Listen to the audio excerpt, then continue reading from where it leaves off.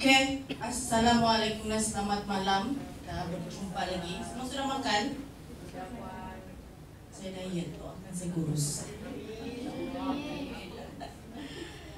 Okey, jadi malam ni kita akan overview lah sedikit sebanyak tentang e-invoice. Sebelum tu saya mau tanya, apa yang kamu faham tentang e-invoice?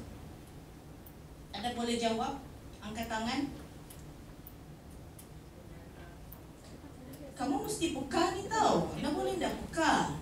Apa itu e-invoice? Siapa yang sudah ada e-invoice ini?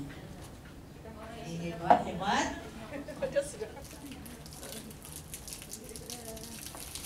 Apa itu? Apa binatang itu? Planet mana dia keluar?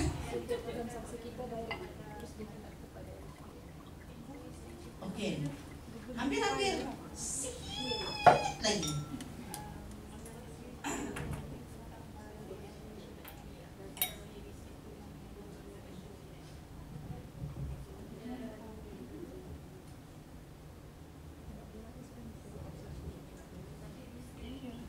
Okey.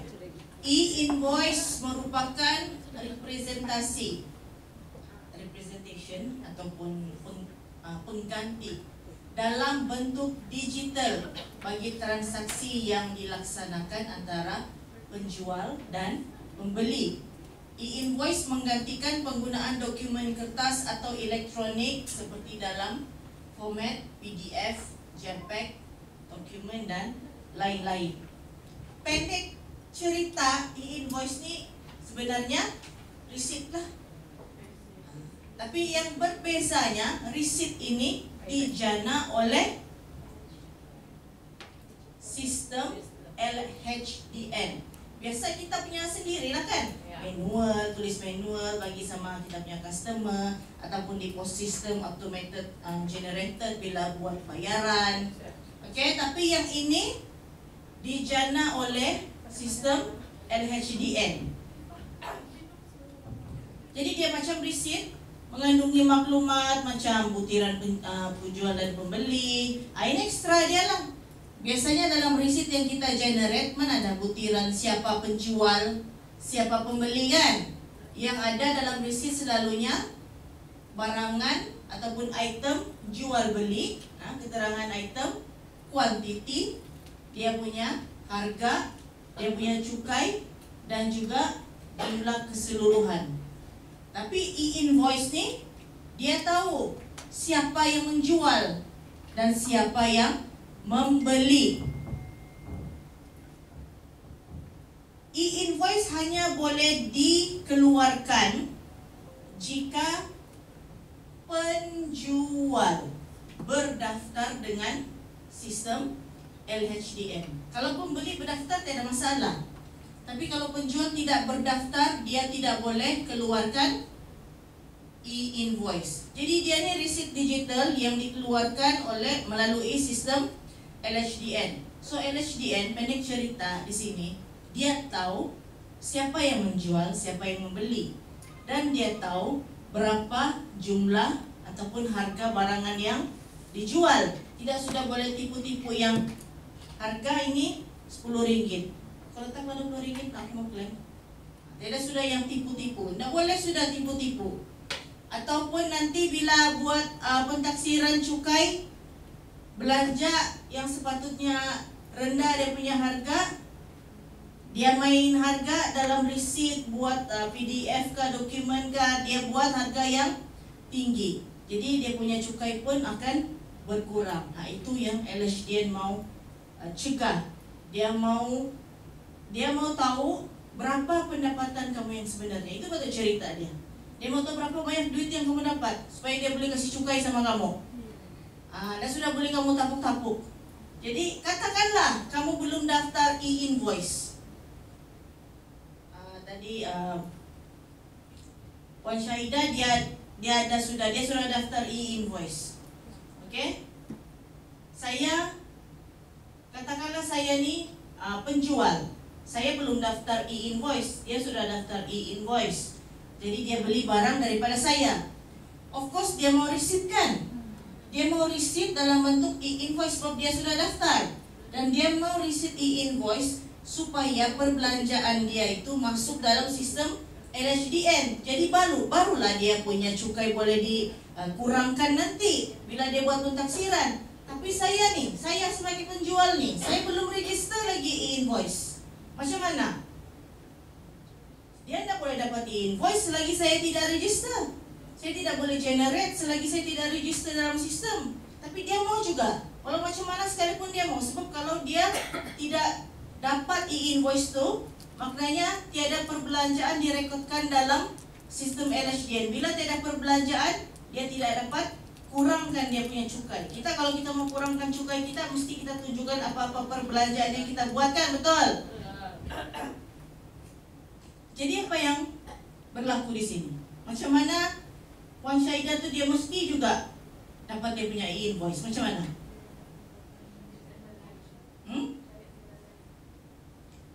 Dia boleh cari seller lain, tapi katakan ini dia sudah buat pembelian. Mau tidak mau saya kena berdaftar dengan LHDN. Saya kena daftar nih e-invoice. Jadi mau tidak mau, tadi saya mau tapuk-tapuk supaya tidak kedapatan berapa saya punya pendapatan, Mbak. Nanti makin banyak pendapatan saya, makin tinggilah saya punya cukai mau bayar. Ni LHDN ni duit saya kerjanya. Saya tidak mau daftar sebab nanti saya kena puput pula untuk bayar teks. Tapi sebabkan si Puan Syahidah ni mau juga e-invoice, saya terpaksa juga daftar. Maknanya LHDN dia sudah tahu berapa saya punya pendapatan.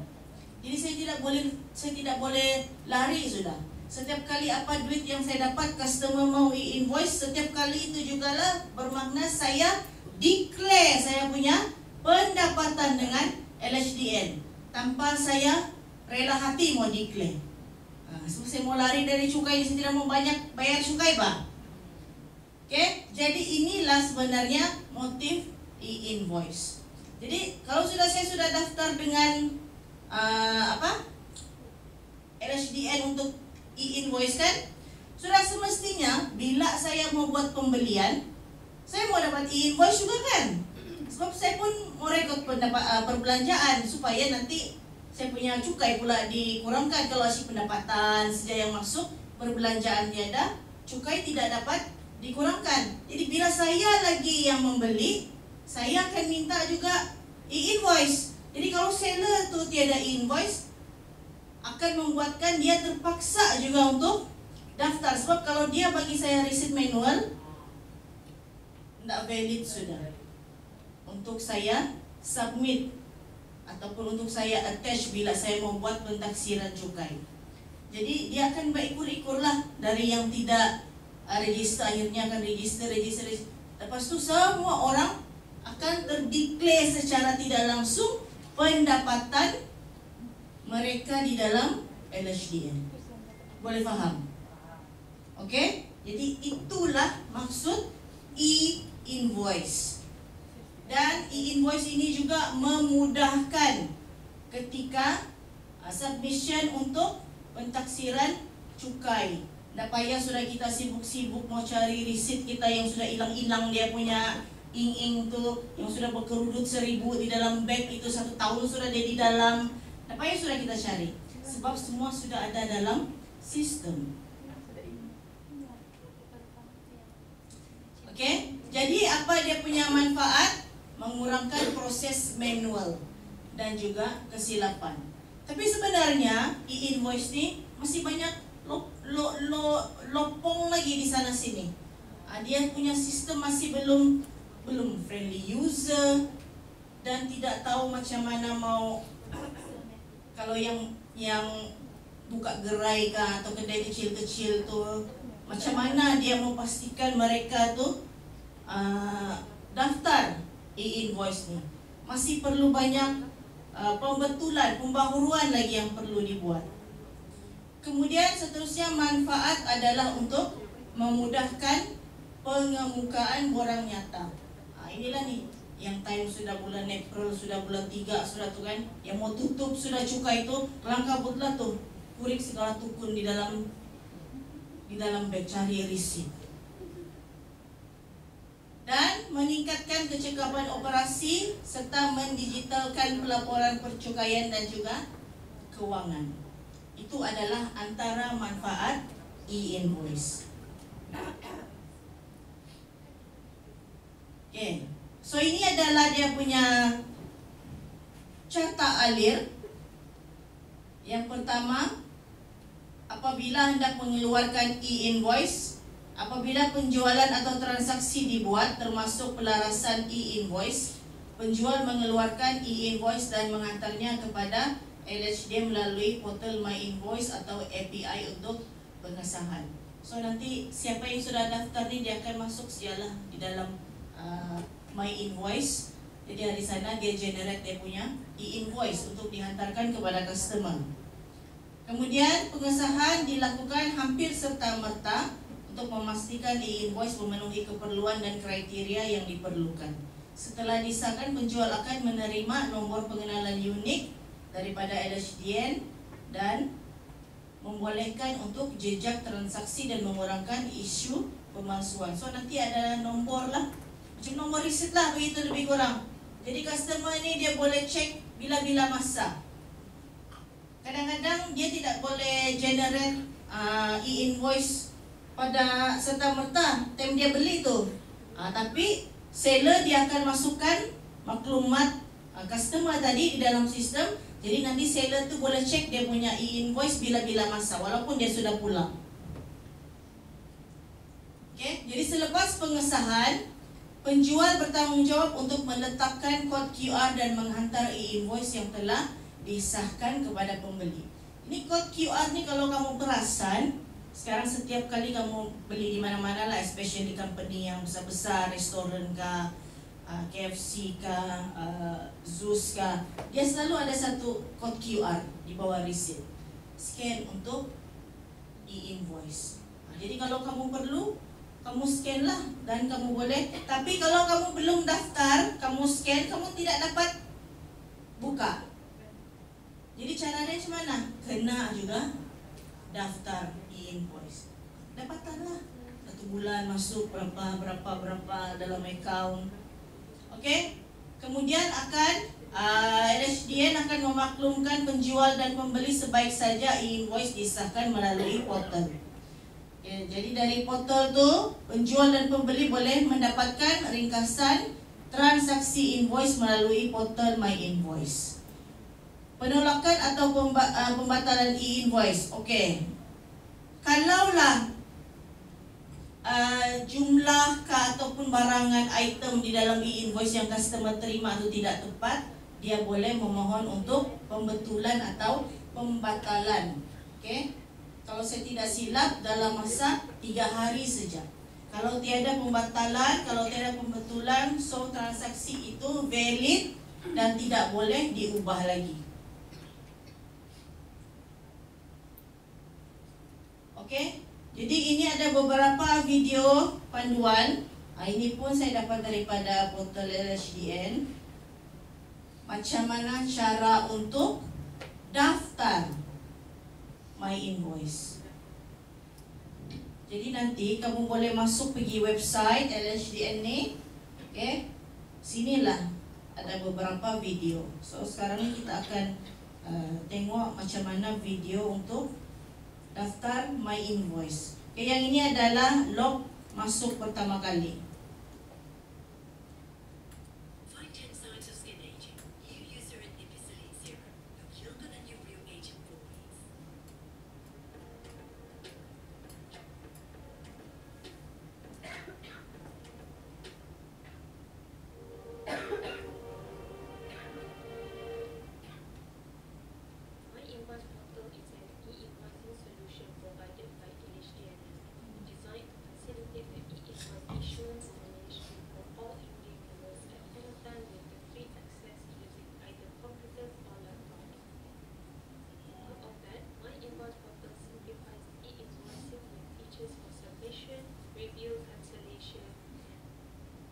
Ongoing access to the validated transactions.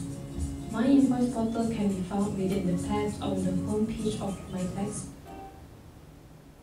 My Invoice Portal is an e-invoicing solution provided by LHDNM, designed to facilitate the e-invoice issuance and management for all individuals at any time with the free access using either computers or laptops. On top of that, My Invoice Portal simplifies e-invoicing with features for submission, review, cancellation, and ongoing access to the validated transactions. My Invoice Portal can be found within the tabs on the home page of MyTax Portal. Therefore, to access the My Invoice Portal, users regardless of buyer or supplier role will need a MyTax account to access the My Invoice Portal. Generally, first-time users will be agreeing to the terms and conditions as well as renewing or registering a new digital certificate for portal use before reaching the My Invoice landing page. Once logged in, you may set up your profile for the My Invoice Portal. Hence, this module will showcase the step-by-step processes during the first-time login until you land on the My Invoice Portal homepage. Please note that if your business needs to appoint a director, you will need to refer to the Rule Application User Manual and follow the process that was given to you. Simply head to the MyTax login page and click on User Manual. You can find the Rule Application User Manual within the list of user manuals. Now, let's start on how we can log in to the My Invoice Portal. First, visit the MyTax Portal at mytaxhasil.gov.my. Users will be required to log in to the MyTax Portal using their existing details. At the MyTax Portal, click the arrow to open drop-down for ID type. Choose an ID type from the drop-down. Enter your ID number, then click Submit. Confirm that your security phrase is correct and key in your password. Click Login. You will be prompted with the renewal of your digital certificate. Click Yes if you would like to renew your digital certificate. Then, you will be given a digital certification terms and agreement. Click Agree to the terms and conditions, and then click Submit. You will need to enter your credentials. Proceed to enter your ID number and password. Click Signature to renew your digital certificate. Pop-up notification will appear to notify you that your digital certificate has been renewed. Click OK to continue to the MyTax landing page. Upon successful login, you'll be brought to the MyTax landing page. At the MyTax Portal landing page, click the My Invoice button at the top navigation bar.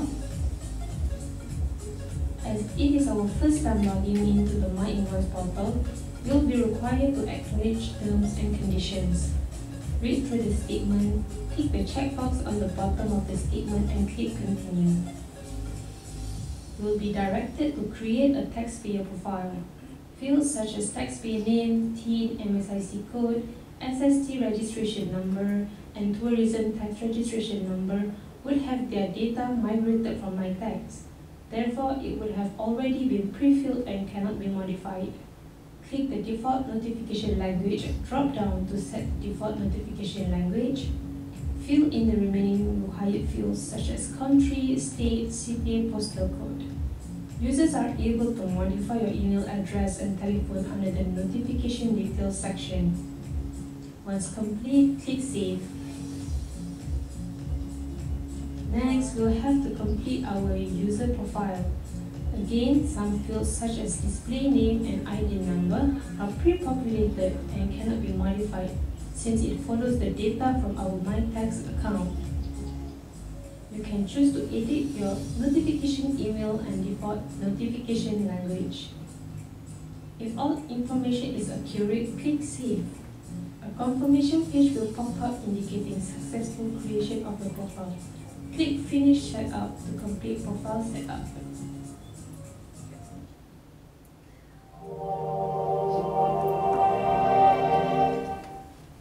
My wonderful husband who loves to really look.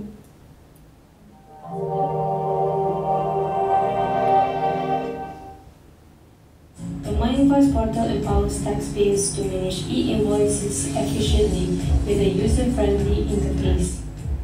It provides quick access to key functionalities through tabs like Documents, New Documents, and Submissions. which provides document management capabilities to taxpayers. However, the difference is that documents allows viewing of all documents that is submitted and received, while submissions allows managing of submitted documents only. New documents directs users with invoice issuance functionality. Other tabs like user guides, profile management, and quick links and learn more provides the user with resources and guides for them to maneuver around the My Invoice portal. This is the home page of the My Invoice portal. There is a navigation bar on the left. Below the home button, there is Documents button. Here is where you can access the submitted and received documents. Below that is the New Document button. Here is where we can create invoices, debit notes, credit notes, and many more. We'll cover those topics in a bit. The next button is the Submissions. This is where you can see your submissions and monitor their status. The last button is the User Guide. Here you can find user manuals which will provide step-by-step processes on how to navigate and use various functions on the My Invoice portal. In the top right corner, we have our profile drop-down. In the profile drop-down, there are options to view taxpayer or user profiles, switch taxpayers, and log out. If you scroll down, you'll reach the Quick Links section, where you can quickly access FAQs, manage your taxpayer and user profiles, information about e-invoice, and where to contact for queries.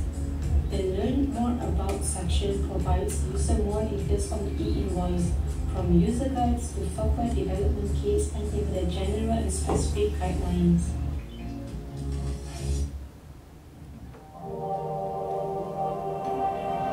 Okay.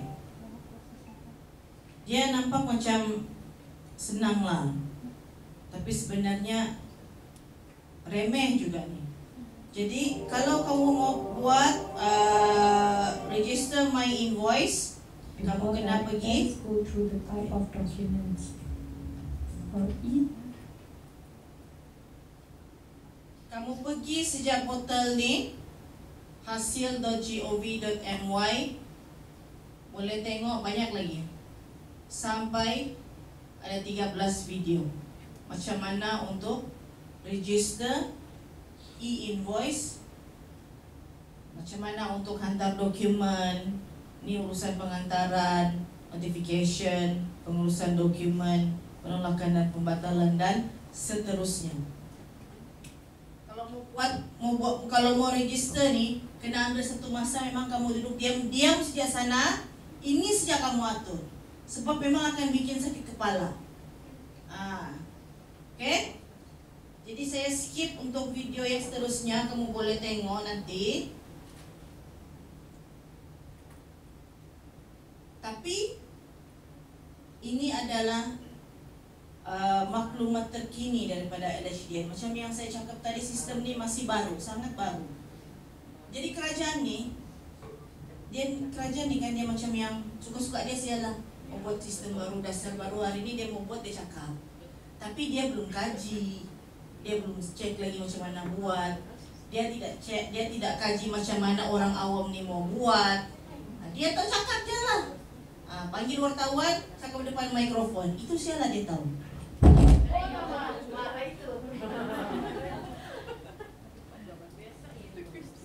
Okey, jadi untuk maklumat yang terkini, sekarang pembayar cukai dengan pendapatan ataupun jualan tahunan melebihi 5 juta sehingga 25 juta, tarikh pelaksanaannya 1 Julai 2025. Maknanya bulan depan lah. Ini sudah balik-balik tangguh sudah ni.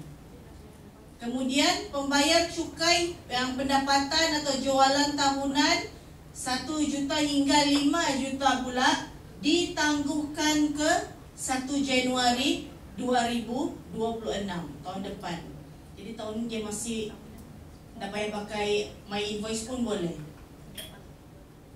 Dan pembayar cukai pendapatan jualan tahunan 1 juta dan ke bawah ditangguhkan juga sehingga ke 1 Julai 2026. Kalau sebelum ni, semua pembayar cukai wajib menggunakan My Invoice pada tahun ini, Julai 2025. Jadi kita ni kategori mana pendapatan? 500,000 ke bawah.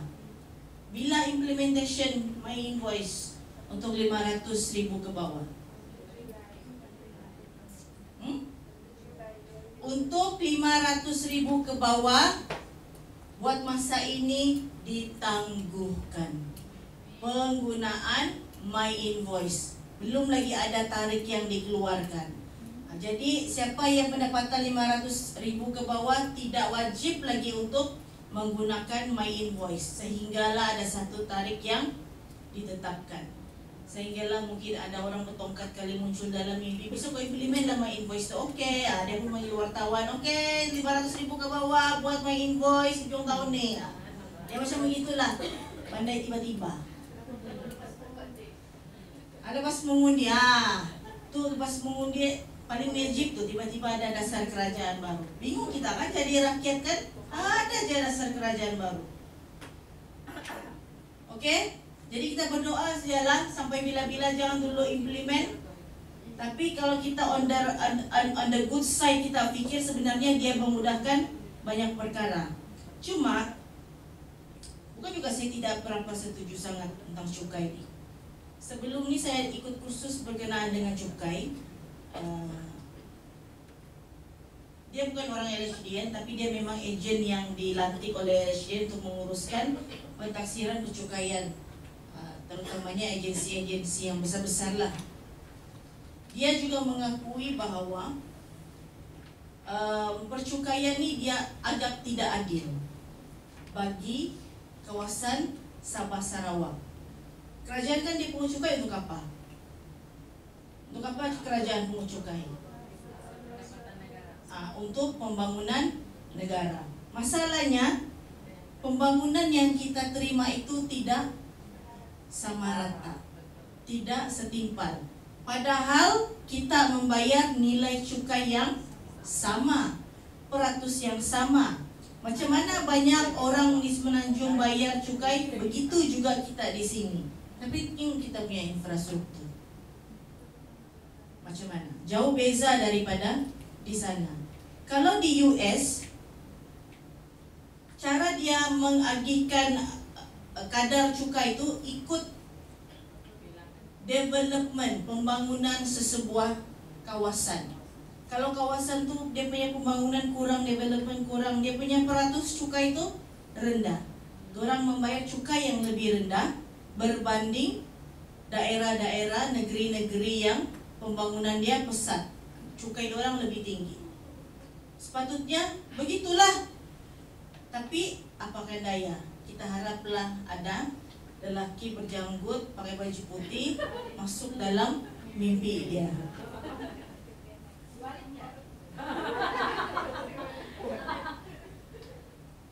Si Walid jarak terus tenang tu.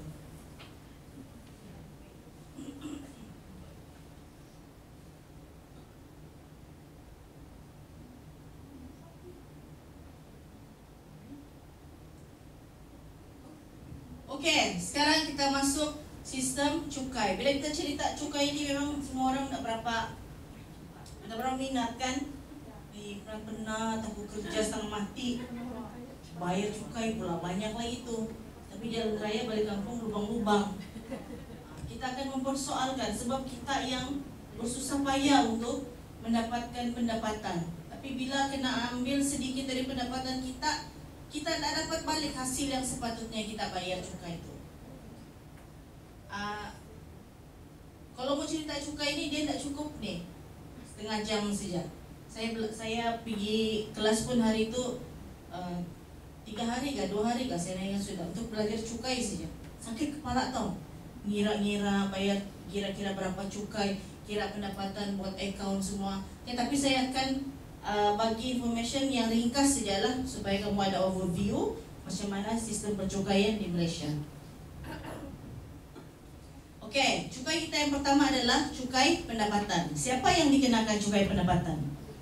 ke atas individu, syarikat ataupun entiti lain berdasarkan pendapatan yang diperoleh di dalam Malaysia.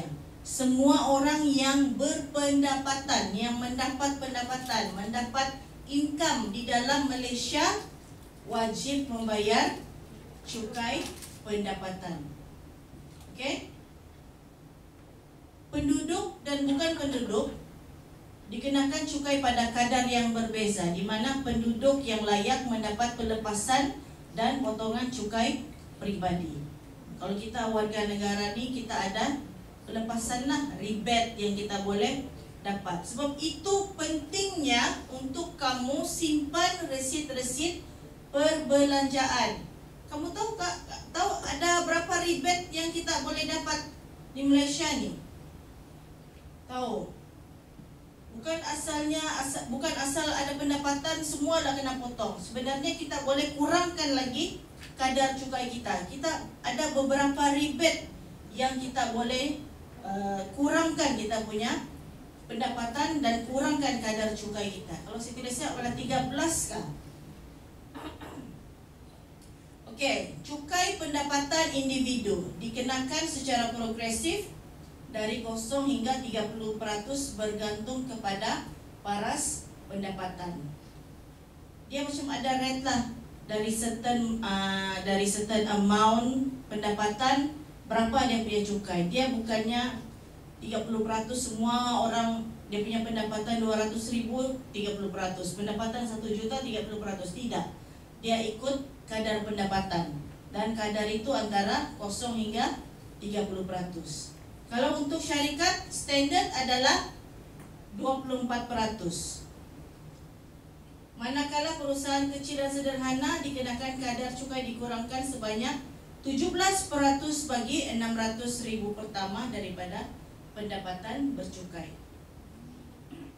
Tapi ini rendah kan, 17%. Dan sini dia cakap cukai syarikat. Syarikat yang macam mana baru boleh dapat kadar ni? Dia paling tinggi 24%. Kalau 600,000 yang pertama saja dia punya pendapatan, di bawah 600,000 pertama dia boleh dapat 17%. Tapi syarikat yang macam mana? Kalau milikan tunggal, dia bayar cukai yang mana? Milikan tunggal, perkongsian, dia bayar cukai mana? Berapa peratus dia kena bayar? Up until berapa peratus dia bayar?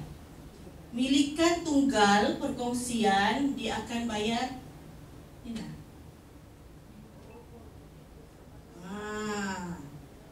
Dia dikira sebagai pendapatan individu, bukan syarikat. Jadi siapa yang masih lagi enterprise, milikan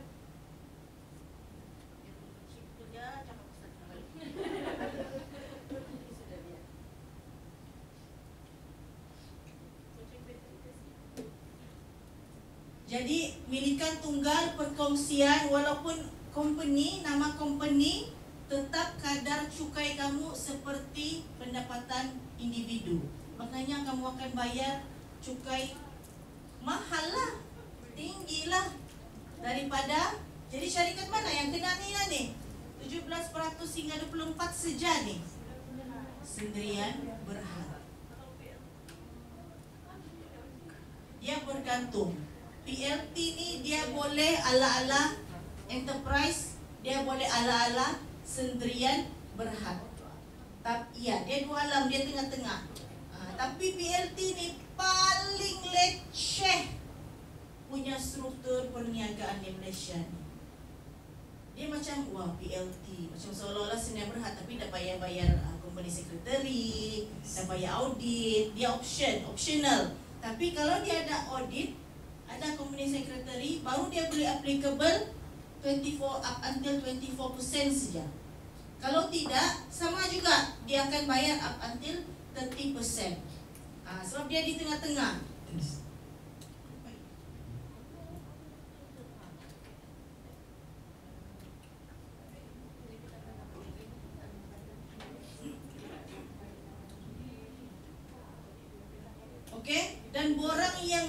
Proporsi untuk cukai syarikat, milikan tunggal, perkongsian pun berbeza dengan yang sendirian berhad. Tak sama, sebab kadar cukai dia berbeza. Okey, kemudian kita ada cukai pegangan. Apakah cukai pegangan? Dikenakan ke atas bayaran tertentu kepada bukan pemastautin, seperti royalti, yuran teknikal, faedah dan dengan kadar yang berbeza bergantung kepada jenis bayaran dan sebarang perjanjian cukai dua hala yang terpakai. Yang ketiga adalah cukai keuntungan modal. Malaysia mempunyai cukai keuntungan modal yang terhad dan ia dikenakan terutamanya ke atas hartanah melalui cukai keuntungan harta tanah. Ini adalah saya explain banyak-banyak. Kalau saya explain sama aja kita, dua-dua kita tidak berapa paham juga. Okey, kemudian kita ada duty stamp. Dikenakan ke atas dokumen undang-undang, dokumen legal lah, yang berkaitan dengan pemindahan harta, pajakan, instrumen kewangan tertentu. Instrumen kewangan ni macam loan, okey, dia perlu ada duty stamp ataupun kita mau sewa, perjanjian sewa beli pun ada duty stamp. Duty stamp ni dia bergantung nilai dia kepada berapa banyak nilai yang dalam kontrak tu. Baru ada kadar yang tertentu untuk kita bayar duty stamp. Baru-baru ni ada isu pasal duty stamp, siapa tahu? Dan dia menggegarkan Malaysia juga lah. Kalau saya bilang, dia kalau mungkin menteri ini dia tem-tem dulu kalau tutup kepala dia oleh orang bertongkat ni, dia pun besok kamu bayar duty stamp, tiba-tiba aja. Apa isu pasal duty stamp yang terkini? Tidak stamp sudah tu. Ha? Tidak stamp. Tidak stamp dia. Dia punya stamp tu tidak sudah kan? Bukan? Duty stamp yang baru-baru ni yang membuatkan bergegar semua majikan-majikan di Malaysia ini adalah siapa yang ada pekerja dan ingin mengambil pekerja. Lepas tu biasanya kita ada sign kan, agreement kan, surat tawaran apa semua kan. Jadi surat tawaran itu mestilah di duty stamp kan. Banyak duit boleh buat. Dan harga nilai duty stamp itu bergantunglah kepada gaji yang ditawarkan. Sebab dia ada nilai jual beli tapi dia ada nilai gaji. Jadi kalau satu syarikat tu ada 100 pekerja di sana, kenalah 100. Cari kerja, ambil pekerja pun kena cas. Berhenti ganti lagi, bayar lagi.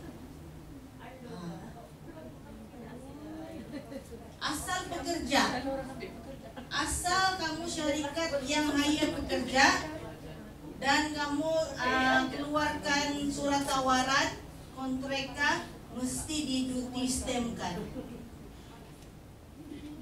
Tapi sekarang disebabkan huha-huha satu Malaysia ramai yang tidak setuju, kerajaan tangguh dulu. Dia tunggu lagi baju putih datang bawa tongkat tutup kepala di dalam ini baru dia buat keputusan. Inilah dia suka-suka dia sediakan buat dasar, buat dasar. Tapi bayangkan betapa menyusahkan seluruh majikan di Malaysia. Setiap pekerja perlu dibayar duty stamp. Berhenti lagi, buat lagi kontrak baru, pergi lagi LHDN, bayar lagi. Bagus kalau murah. Kalau gaji 1,500 berapa duty stamp dia? Agak-agak.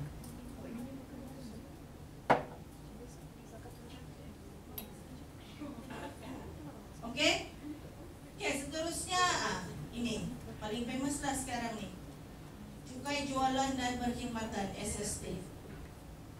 Okey, saya tanya, pada pendapat kamu lah, kita ketepikan soal politik.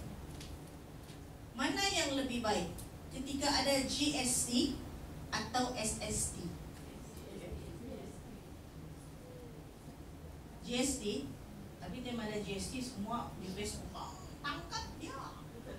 Mahal ni GST, bikin mahal harga barang.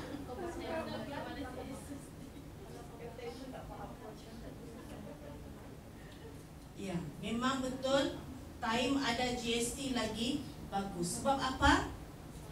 Sebab dia macam my invoice tadi.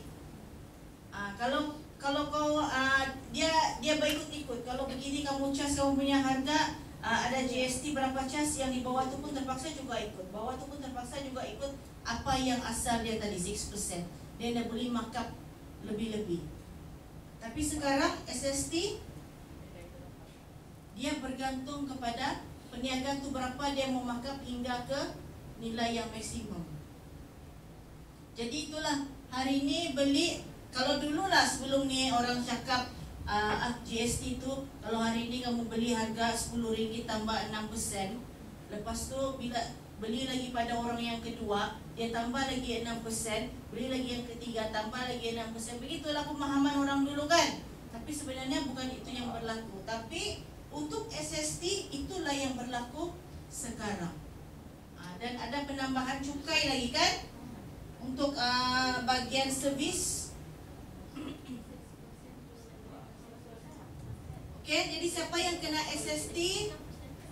Ke atas penjualan barangan di peringkat pengilang, biasanya pada kadar 5% atau 10%. Tapi berapa naik sekarang ni?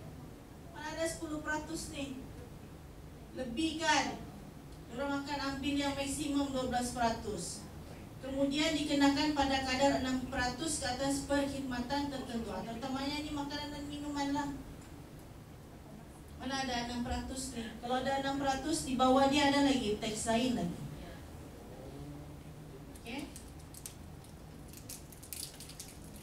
Okey, kemudian kita ada duty excise. Dikenakan ke atas barangan tertentu yang dikeluarkan di Malaysia, seperti alkohol, tembakau dan kenderaan bermotor.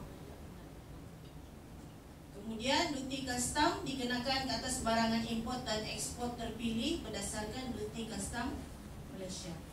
Beli barang import bayar duty custom. Lepas tu kalau kamu beli di Shopee tu bang, kan daripada China kadang-kadang kan, kena kan tidak? Kena kan tidak? Shopee ni yang Shopee, kena kan tidak? Kena lah, asalkan daripada luar negara. Jadi di mana yang kena tu? Kamu main bayar saja kan? Biasanya nilai itu sudah dimasukkan dalam harga barangan ataupun nilai postage, memang sudah siap-siap dia kira. Jadi kamu pun tak perasan sebenarnya selama ni memang kamu bayar duty custom.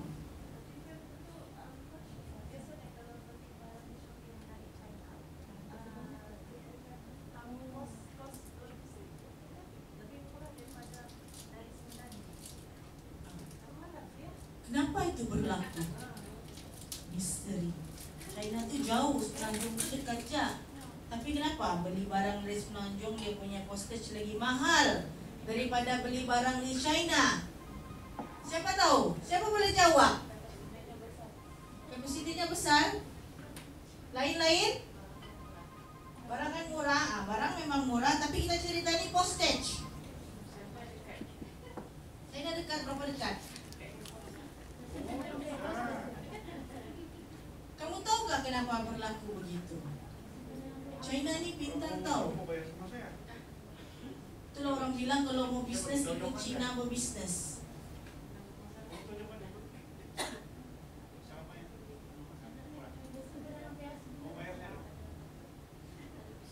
Okey. Dia cakap daripada China. Memang barang-barang itu daripada China. Tapi dia punya persoalan sekarang dia punya postage. Okey. China orang buat sistem warehouse di Semenanjung. Di sini saya rasa belum ada lagi. Okey. Dorang akan buat satu apa sudah nama termnya? Saya lupa sudah. Fulfillment. Kita panggil dia fulfillment. So diorang akan buka warehouse yang besar di Malaysia ini dan dia akan beli barang secara pukal. Kalau satu kapal tu dia boleh kasih penuh, satu kapal laut tak dia kasih penuh. Jadi dia punya penghantaran tu murah. Kalau pakai kapal laut shipping charges dia murah. Saya balik-balik sudah beli mesin daripada China, memang murah lah dia punya shipping charges. Memang murah. Jadi dia akan beli banyak-banyak barang daripada China, dia akan simpan di warehouse yang ada di Malaysia. Jadi barang dia tadi harga tu asalnya memang sudah murah kan. Lepas tu dia beli satu kali banyak, satu kapal datang untuk berbagai company lah, bukan satu company saja. Dan dia punya shipping charges pun murah. Kalau saya beli hari tu satu kedai saya isi, saya punya kedai jual barangan houseware, piring-piring semua. Dia punya charges baru 500 kan. Banyak saya beli isi satu kedai sudah. Segala piring-piring, segala sudu apa semua. Dulu saya dah buka satu kedai homeware. Bayangkan lagi banyak dia boleh bawa satu kapal, and then dia punya shipping charges tu dia berbagi dengan company-company yang lain. Murah lah. Yang tadi yang beli dari Malaysia memang local company di Malaysia, kenapa dia mahal? Dia pun beli sama itu, jual balik di kedai dia. Lain sudah dia punya postage. Jadi kadang-kadang ada kan yang kalau beli dari China di Shopee ni lagi laju dia sampai daripada beli di Semenanjung punya. Sebab memang kedai dia di Semenanjung. Dan diorang memang cekap, order saja barang tu sudah ada di warehouse, dia tinggal post saja. Sebab itu barang yang kamu beli di Shopee itu lajunya sampai, dia tinggal post, sudah ada di dalam negara Malaysia. Dia tidak payah lagi tunggu dari China. Sebab itulah murah, barang pun masih murah, shipping rate pun masih juga murah. Dan begitulah cara China berniaga. Jadi sebenarnya inilah juga menjadi isu di Malaysia ni. Bila mana kerajaan membuka banyak peluang untuk syarikat-syarikat dari luar negara untuk bertapak dan membina satu entiti perniagaan tanpa kawalan di dalam Malaysia. Yang ruginya siapa? Local companies. Macam sekarang kita nampak banyak kan Mixway kata. Mixway apa lagi? Aicha. Dorang ni jual aiskrim RM2 je kan? Macam mana dia boleh untung?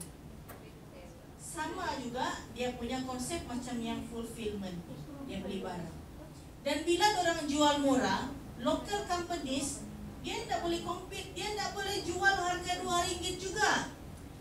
Sebab dia pun beli daripada dorang juga. Macam mana dia mau compete dengan harga RM2? Macam Tea Life kan, minuman yang milk tea, kalau yang Mixway Aicha tu murah kan orang jual RM6, tapi bagi Tea Life 12, 11, tapi itu local companies. Jadi bila kerajaan terlalu buka dasar terlampau luas untuk negara daripada luar berniaga di Sabah ni, di Malaysia ni, dia secara tidak langsung mematikan local company, terutamanya yang kecil-kecilan. Cuma kita mau survive, dia jual murah sebab memang dia terus dapat direct daripada sumber dia di China. Dia punya company sendiri, dia punya kilang sendiri, tapi kita ni terpaksa beli dari sana, jual balik di sini. Kalau Indonesia ni berapa ramai dia punya penduduk?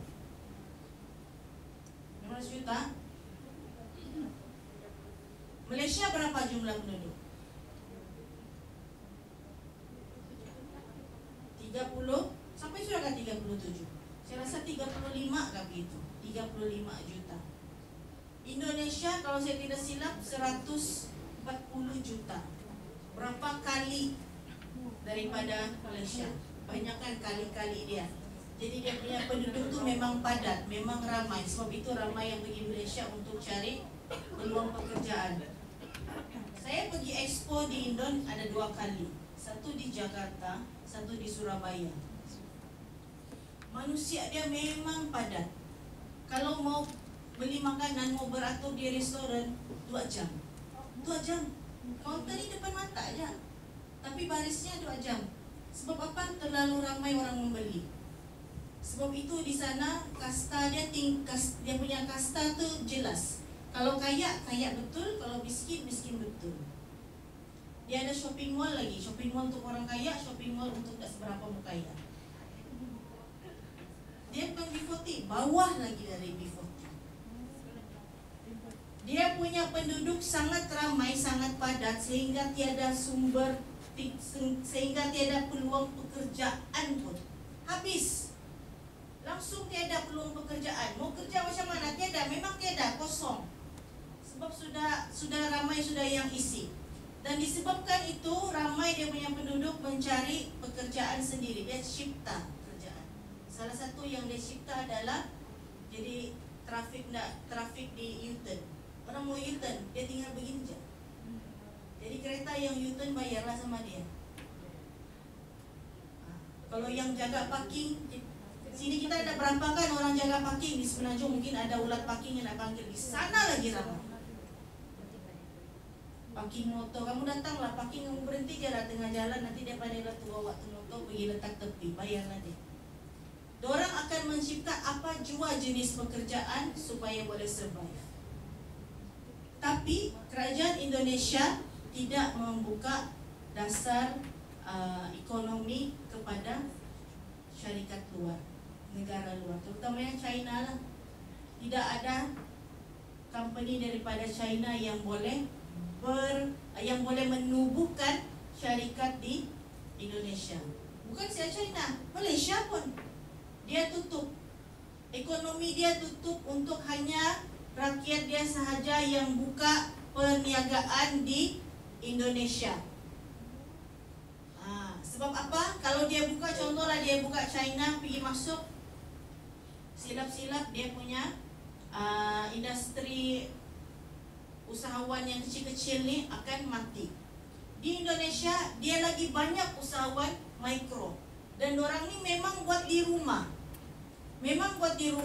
Dan dorang ada industri yang buat mesin-mesin khas untuk cater usahawan-usahawan di rumah. Memang mesin lah, tapi mesin yang boleh cater dalam rumah. Jadi dia buat kerepek bukan macam kita, potong menu, pakai pisau, guring-guring, dikuali. Tiada, dia pakai mesin sepenuhnya. Tapi mesin itu memang home base, home grade di Indonesia. Okey? Jadi di sana, waktu saya pergi sana, saya tertarik lah. Di Surabaya lah yang saya tertarik. Di sana dia punya, kalau kita souvenir shop kita di sini, semua made in mana? Bayangannya made in China kan? Bunga